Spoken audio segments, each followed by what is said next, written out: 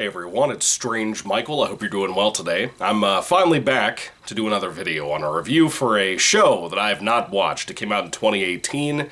It's crafted by Mike Flanagan, who's a very popular guy. I think he made, Hush? He made Dr. Sleep for sure. The Haunting of Bly Manor, which is technically a sequel to what I'm about to talk about. He's done a lot of content. And people really, really love the guy, and for good reason. He's one of those people like David Bruckner in the horror community that make current-day horror stuff and thriller stuff that have a lot of talent behind them. The kind of things they're able to accomplish are incredible. And Mike Flanagan is actually one of my favorites of the newer generation of horror filmmakers and horror TV, in this case, makers. Now, I haven't seen Bly Manor. This is the first time I've ever seen this show that's called The Haunting of Hill House. Of course, this is based very loosely, very, very, very loosely, on a book from Shirley Jackson that I read again last year when I went to Tennessee. And that book has never been one that I've loved deeply. It has its moments, it's okay, but it's nothing that I find super enthralling. It's like a 200-page book on the dot. And I remember when this show was announced, I just could not give less of a shit. I had no reason to watch it, didn't have Netflix, didn't care about having a Netflix account. For 5 years, I have heard about this show and heard about how incredible it was. I had a couple of cousins who said they couldn't finish watching it because of how scary they thought it was. What? Okay. Anyway, Haunting of Hill House. I was just kind of randomly scrolling through Netflix. My wife recently picked up the account because she had a couple of movies she wanted to watch on there. And I decided, okay, I'll take advantage of it, just like I did a while back when I reviewed the Scream TV series, I think earlier this year. And I wanted to watch it, and I figured, okay, I'll try it out. I haven't seen Midnight Mass. I know a lot of people love Midnight Mass as well. And I thought I would try this out because of how notorious it was. I've heard more about Haunting of Hill House than I've ever heard about Midnight Mass or Bly Manor or any of that stuff. But I gotta tell you, I was not expecting what I got with this show. This was a very bizarre show. It's going to be kind of a lengthier review to talk about some of the stuff, longer than I like to make the content. But this was kind of taking Shirley Jackson's book, taking the name of it, having a character they named Shirley in it just as a nice little nod to her, and then that was it. Everything else was perfected. It was done so much better. I think the show at some point loses a little bit of its steam, but overall, in a 10-episode run, a total 10-hour runtime, this was incredible. This was a really, really, really good show that I think will go down in history as one of the best horror things ever made by Mike Flanagan, or otherwise, in the last 10 years, you know? This was one hell of a show. And of course, I'm so late to the train, 5 years down the road. If you haven't seen it still, you should try it out. Again, this is my first time ever watching it, and I loved it. I thought it was amazing. Now, where do I even start with this show? Of course, it's a haunted house thing, and how many times have you seen something like that in the recent years and it's been boring unless it was like a found footage thing? I was not expecting much. I think it's the reason I've avoided this for so long, because all of the exorcist-focused shit we've had for like the last 10, 15 years hasn't been good, almost ever. Almost ever. In indie film or in theatrical release and bigger movies from Hollywood, I haven't liked almost any of it, if I'm being honest with you. Some of it here and there can be really good, like a Shudder app release or something, a Shudder exclusive, but that's about it most of the time for me. And I wanted to really address this because of how good and how well crafted this is, and with Mike Flanagan being so popular, I feel like it's kind of important to talk about something like this because of how important he is nowadays as a figurehead in the horror community. Anyway, this is a haunted house story, and it really focuses on a family, and it kind of goes back and forth, very, very much like Stephen King's It, the book and the miniseries and the movies. We really kind of jump back and forth between this group of people when they were kids at this house, the Hill House as it was called, when their parents are trying to do a flip on the house, where they try to fix it up in about 8 weeks and then flip it to somebody else, sell it off, make themselves rich off of that. So for about 8 weeks, we kind of follow throughout every single episode. We go into flashbacks about when they were kids and what happened to them in the house, and each episode for the first maybe 5 or 6 episodes kind of focuses on each of those kids and what they dealt with, how they've kind of had a falling out over the years as adults now. Ever since they were teens and younger kids, even at that point, when they were in this house once upon a time, the horrible things they saw. Their mom didn't make it out of the house. We find that out in the first episode, so don't worry, it's not a big spoiler. But the whole family had a falling out. The dad kind of is just completely isolated from everybody. The other kids just kind of all went their own separate ways. Some of them are still friends, some are not. Some of them are in addiction, you know. My personal favorite character out of all the brothers and sisters is Luke, one of the twins, and he is wonderful. I love the guy, the actor, including pretty much every actor in the show aside from some of the kid actors. They're great. Everybody was really, really good. But Luke is my personal favorite. I love this guy. He's struggling with some drug addiction, with heroin, and he is just so lovable. I just love that guy. But anyway, a lot of this is focused on those adults when they've kind of thought back on their past and how their past are reflecting onto them now. And again, very much like Stephen King's it's kind of a matter of those past ghosts and what happened to this family, what they witnessed with the mom, what they witnessed in the house of Hill House.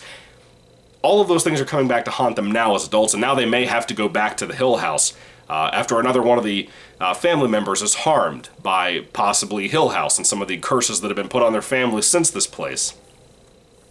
That sounds very vague. I want to keep it vague because I want there to be a surprise. For anybody out there who has not seen it, again, please go watch this show.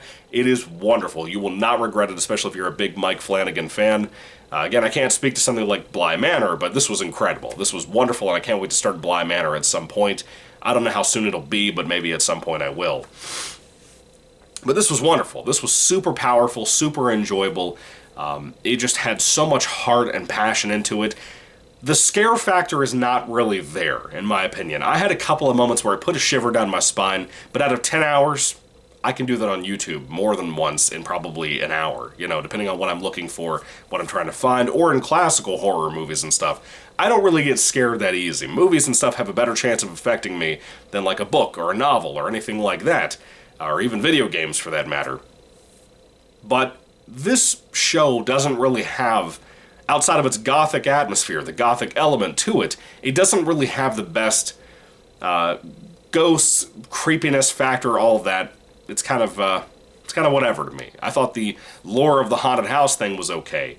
I was mostly invested in the family drama, and mainly in each of these characters specifically, not even the intertwining of their family drama and what's happening amongst them. I was more into these people, finding out what they were doing, being just absorbed into the writing from Mike Flanagan. He absolutely nailed it. The writing was some of the best writing I've seen in years in TV, movies, anything. It was wonderful. But the performances of all these people, they're wonderful too. Again, we have the dad is kind of played by two different characters, or two different people, actors.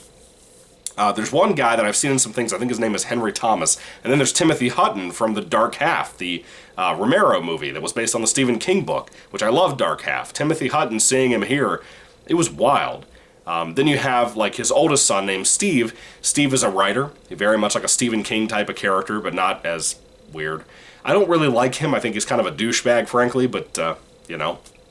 He's in the midst of a separation right now. Then you have the next oldest, I believe, who is named Shirley, after Shirley Jackson. And I think she goes by Cheryl also. But Shirley is kind of just a chick that works at, she's like a mortician, I think, and she like works at a funeral home. She owns this funeral home. Half of the house is her house that she actually lives in with her husband, her kids. The other half is just, you know, where she does her work, where she has the funerals and whatever. Very weird character, very kind of not even self-centered, just very pompous, very condescending to everybody in the family, kind of wants to be the showrunner of everybody in the family, and even Steve, the older brother I just talked about, are kind of like that too. I really don't like either of them because of that, but the performances and the writing of those characters are phenomenal. They need to be that way. And then we have a middle sister who is named Theodora. Theo is what she goes by. She happens to be a lesbian, and she's one of the greatest lesbian characters ever written. I'm one of those types that I get annoyed because I think too many assholes in Hollywood, and not even in Hollywood, in comic books, all of that have ruined media by just shoving gay characters in everything. They typically can't write the characters well. They make their whole persona how gay they are, and that's annoying. It's annoying, and it's not really about inclusion, it's not really about representation or anything like that. It's just, typically, in my opinion, it's done out of spite from Hollywood because they hate you, they hate me. Mike Flanagan does not hate you. He wrote a wonderful character here. Theodora is phenomenal. She's also hot. She happens to look like Angelina Jolie, which does not harm anything. She looks like Gone in 60 Seconds Angelina Jolie from back in the day. But this performance from this young woman is wonderful. she apparently has this infatuation with some gloves that she wears all the time, day in, day out, that I thought the direction they went with that was very interesting. I'm not going to spoil it for you, but I thought it was very cool. There's a really good episode focused on Theodora that I thought was great, focused around her. Again, the performance is wonderful from this young woman. She nailed it. She was wonderful here. She's kind of like a womanizer, too, which I thought was interesting, because you would never see people do that in 2023 with any kind of gay character. That was fascinating to me. Mike Flanagan, he knows how to write his characters, man. I think this is a great example of a show that feels like a Stephen King book put on the screen. The way Stephen King writes things, for example, you might have the monster, for example, in a Stephen King book, that somebody might have a dream or a nightmare or something, and they have like a zombified version of their dead mom or something in the basement that's sitting at the bottom of the basement just mumbling gibberish to them, like, your toes look wet, or something shitty, creepy like that. Stephen King does that in his books all the time, and when the miniseries that used to come out in the 90s and in the early 2000s based on his work tried to do things like that, a lot of the time it was a little goofy. A lot of the time it didn't work, and things that he was involved with that he wrote directly, like Rose Red, it didn't work, you know? So, then you have Mike Flanagan who comes in, and he kind of does the same thing. He takes something like Stephen King's elements of how to build characters, and he puts it into the movie, or the show in this case. And he really nailed it, dude. He did a phenomenal job. What else was there? Oh, there's the two twins. There's the next oldest, who is named Luke, my favorite, the one who's struggling with the heroin addiction. He is wonderful. I love him. And then you have his twin sister named Nell, or Nellie, or Eleonora. Eleanor? Whatever. And she is kind of the glue of the family. She keeps wanting everybody to get back together, just to hang out, spend time together, forgive each other. And she's the only person who has faith in her brother Luke, who keeps struggling with addiction, keeps going in and out of rehab. He has stolen and lied to everybody in the family over and over and over again. I think all of us have a family member at some point in our life, either now or in the future or in the past, who has been like this. And I've seen that a ton in my family, and it's heartbreaking. And I can relate to that immensely, even though a lot of the time I'm not sympathetic to it. So this family, what they're going through, what they've been through, is tough. And it's tough to watch, and it's phenomenal. Again, from the acting to the writing, the directing, all of it. It's incredible. One of my favorite things about the show is the mom character, who is in many of the flashbacks, in the Hill House set flashbacks. I don't know who this woman is. Apparently she played Silk Spectre in the Watchmen movie. She is beautiful. There's just something about this chick, her eyes, I don't know what it is, but she is incredible in this show. She is so well cast. She has this very whimsical nature to her. Think of like a Julie Andrews in Sound of Music. You know, like she has that way about her, the way she carries herself. She just kind of glides through Hill House as things start to happen. The different things they find in Hill House, like black mold and that kind of stuff. It is fascinating how well casted this show was. Now, let's get into some of the filmmaking aspects. The cinematography of it is fantastic. It's a very gloomy looking show, very gray colored and tinted show. The directing of certain scenes where they had to do pretty much almost everything practical effects wise, they look incredible. Everything from somebody walking in from one room into another, and then all of a sudden the whole room, when the camera spun around the actor, is now redesigned into Hill House or whatever kind of memory they're thinking about, whatever dream or nightmare they're having. They did those things practically. You can watch the videos online, they're fascinating. But then you have things like CGI that's very, very spotty CGI. CGI in general is very spotty, but here it's like, it's a little bit rough, the CGI. It's one of the only flaws in the show, the very few amount of flaws. That's really the big one that stands out the most obvious to me.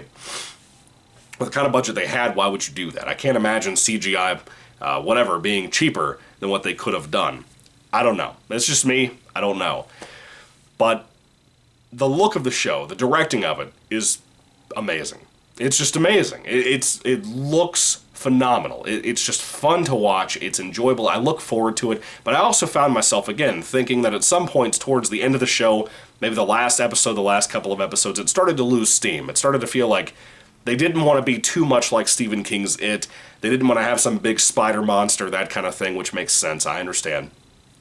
And I kind of don't think the ending is bad either, which usually that's my biggest issue with TV shows. The finales are usually bad, whether it's a one-season show, like American Horror Story per season, or if it's like something like this, or like Walking Dead that goes on just endlessly, forever. I just felt like it kind of lost some of the steam, but it was still something I had to, throughout the entire season, I had to take like a day break sometimes. I would watch like an episode a day and then have to take a break because there was so much that happened and was compacted into each episode. It's just kind of overwhelming sometimes, which isn't a good thing. It's a good thing because for rewatches, that's great. Especially one of my favorite things about this show that everybody was talking about back in the day. Red Letter Media were the ones who brought this to my attention in the review. I recently rewatched it in the last couple of days just because I wanted to see if I remembered them talking about this. There are hidden ghosts in this show. Somebody might be in a hallway with a long shot. There's a lot of long shots in this show, by the way, which is incredible how well done they were able to do that over and over again in the time frame they had to make this show. You will have somebody walking up a hallway, and a statue might be facing one particular way, and then when they go into a room and come back out in the same long shot, that statue is now moved a certain direction, or the neck is turned, or anything like that. You don't see it move, but it has moved. Or you might see somebody standing off in the background or whatever. There were a couple of shots of ghosts that were hidden in the show that truly, for whatever reason, I knew some of them because of the Red Letter Media video, obviously, where they showed some of the little shots here and there of those hidden ghosts. I knew where some of those shots were going to be watching this show. I knew to expect those things. And when they would just sporadically show up, it made me jump. It made me jump. I don't know what it is. Some of them just, they're not even jump scares. They were there, and it was something that I didn't expect in the context of the scene. There was so much good drama happening. It's there for rewatch purposes, but it really stood out. And I think I only spotted maybe 3 in the entire season, maybe 4. But I believe I heard there was 1 per episode, maybe 2 per episode, something like that. So they were all over the place. But that element added something really eerie to it, hearing about it from the internet 5 years ago and how I remember this show having hidden ghosts after all these years of not watching it. I just knew it was a thing. Watching the show now, it added an element to me that in the hype surrounding it, hey, this adds this gloomy atmosphere to this house that these characters are taking place in. I wonder if there's a ghost over here. Hey, it looks like there's a cane over here shaped a certain way against the wall. That kind of looks like a person sitting down. That kind of stuff got to me. It added an element that I don't think was intentional by anybody. Just all of these years of hype in my brain, hearing it from the outside in, it added this nice dark atmosphere of, hey, am I seeing shit or is that a haunted ghost right there? But I liked all of that. I thought it was very well done. What else is on my list? The music is just kind of there. It's not as gothic as I think it should have been. I feel like this season should have had a lot more piano-focused music, I think. But I don't know. I didn't hate it. It was fine. It was good for what it was. To be fair, a lot of it is not memorable, though. It's not that it needs to be, because everything else was. All the music and stuff just kind of goes into the background, because I was so focused on characters, drama, the directing, the hidden ghost stuff. I was so focused on all of that and how incredibly well made this show was that I just didn't focus on the music. So the music might be good, but it didn't stand out to me at all. That's really, again, just kind of a very, not even a flaw, just kind of a minor thing about the show. Anyway, when it comes to Haunting of Hill House, this 2018 television show for Netflix only, dude, this is wonderful. If you haven't seen it, you are missing out. I guarantee if you watch it, at least somebody in this show will be your favorite character, I think. You will understand where everybody in the show is coming from. They did an incredible job. Mike Flanagan did an incredible job with this project. It was wonderful. It's absolutely just so special. I will never forget this experience. I believe you can buy this on DVD. I will probably try to hunt this down and get it for my collection, because I did not expect this to be as powerful and as fun and creepy as it is. Again, not scary, just creepy because of the atmosphere, the gothic nature of some of this. The Shirley Jackson book is very gothic. The original movie that was based on that book, called The Haunting, I think I like it more, just because I like black and white horror films. And I bought that particular copy and saw it for the first time after my honeymoon, when I got back to Virginia after my honeymoon. And it really blew me away. I love that original movie, but I think where it's kind of in a shorter time frame. Obviously, it's not well made compared to something like this nowadays, but for its time, the original The Haunting was terrifying. I also saw the Liam Neeson and Owen Wilson one from the 90s on TV over and over again as a kid on television, and it's awful. It was awful then, it's awful now. I don't know why I watched it over and over and over again back in the day. I used to just like ghost shows and stuff, like Ghost Adventures, Ghost Hunters, and all of that. So I think I just kind of tolerated it because I wanted more ghost ship movies, types of things like that, like Ghost Ship and just haunted house things. I wanted more of that kind of stuff when I was a kid, and they didn't really play much of it outside of The Haunting on TV from the 90s. The movie's horrible, do not watch it. But this is the third adaptation, and it's so loosely based it shouldn't have been called Hill House, in my personal opinion, because it has nothing to do with the book at all. At all. Can you imagine reading the original book and having that cover for this show on that that book, and let's say you're a big fan or not a big fan of the book, and then you go to this to try to watch it when it comes out in 2018, and you're just disappointed or very happy, you know? In my personal opinion, I was very happy, even though I love the original movie quite a bit. But with all that being said, though, that is my thought on The Haunting of Hill House. It is phenomenal. If you haven't seen this 2018 TV show, again, it's only on Netflix. You can only watch it on Netflix, but I think you can get a DVD copy of it for like $10 now. It's incredible. I believe so, and I really want to get it for my collection because it is damn good. It's really, really powerful, man. Anyway, have you seen it? What do you think about it? I'd love to hear your thoughts and comments on Haunting of Hill House. Did you watch it when it came out? Are you like me and you haven't seen it until now? Or are you about to watch it based on my recommendation? I'd love to hear everything you have to say about it down in the comment section down below. Who is your favorite character? What was your favorite hidden ghost? What was your favorite anything about the show? I'd love to hear all of that down below too. That would be awesome. Anyway, thank you all for watching, guys. God bless you all again, and goodbye. Oh, by the way, before I forget, I didn't rate the thing.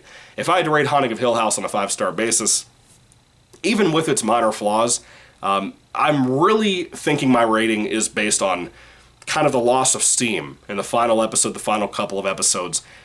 I don't think it's that harmful because it's still satisfying. It still ends in a very good way.